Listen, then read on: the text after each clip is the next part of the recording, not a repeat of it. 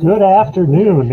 It is a kind of holiday for football fans out around the entire country. It's the NFL draft day, and it is a big day for BYU and for Utah in general. And no one who knows more about the sports world here, Jeff Rhineer, our sports director at Fox 13. And Jeff, I mean, you got to be excited about tonight. I mean, it's a big night for BYU and Utah.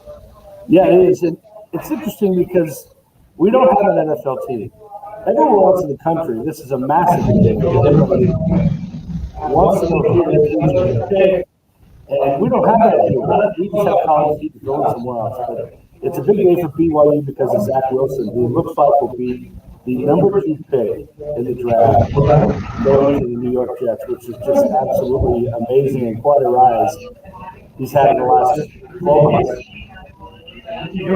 And we were talking, this would not have been something that you would have imagined would have happened when he was in high school, right?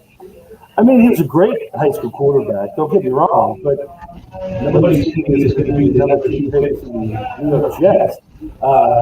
He had a great coach, Coach Carter at Corder Canyon, had a great career, was originally going to go to Boise State, wanted to go to Utah, but they had already recruited somebody else. So he ended up at BYU and started as a true freshman, had a great sophomore year, and then last year, boy, he just took off.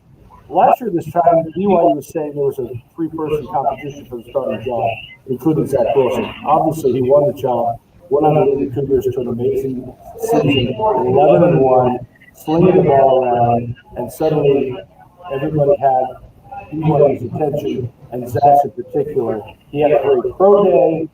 The Jets are trading away their quarterback, Sam Darnold. So, yeah, it looks like he's going to be the number 2 pick to the New York Jets tonight. What a rise for this local kid. We just tweeted out about 20 minutes ago the suit he's going to wear tonight as he goes on the red carpet. So it'll be a pretty cool night. So knowing what you know about him, I mean, you've been covering him for a while. How do you think he is going to adapt to the Big Apple? I mean, does he have the kind of makeup, kind of character, the personality to New York's the toughest place to play in any sport. Do you think he's got what it takes to succeed there? I sure hope so. It's hard to tell, New York's a beast, especially with the media. As far as what I know of Zach Wilson, he's a tremendous kid.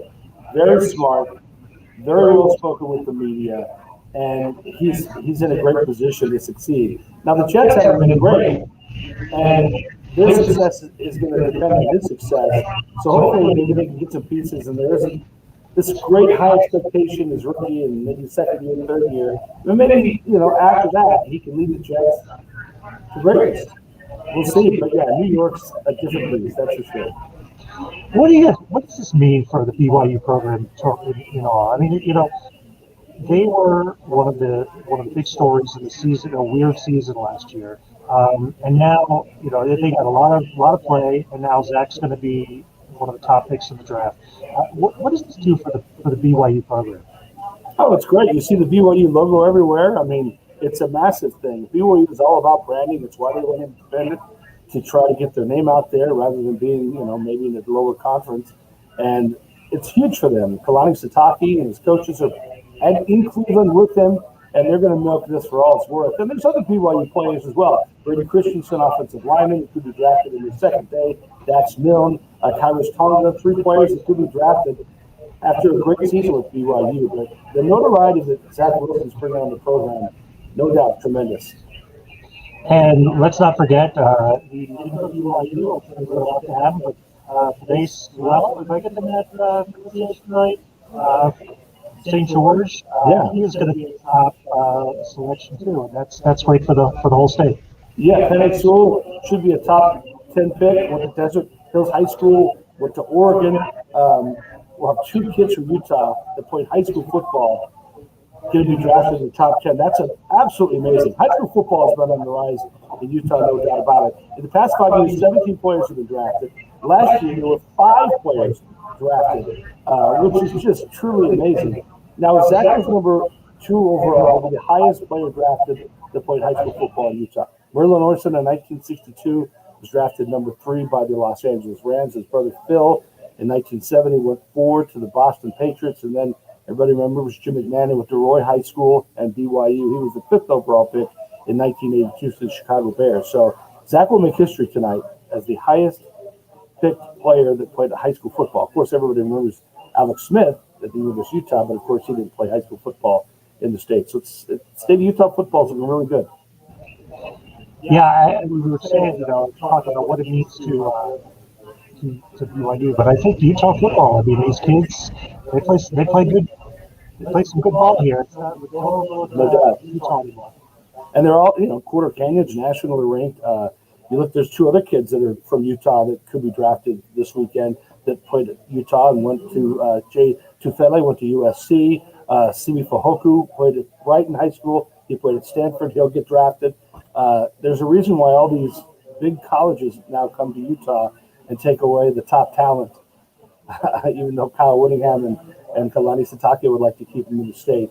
There's a lot of offers for Utah high school football players to play anywhere they want to. Alabama, USC, Oregon, those offers are there for the top high school football players in Utah that simply didn't exist 15, 20 years ago.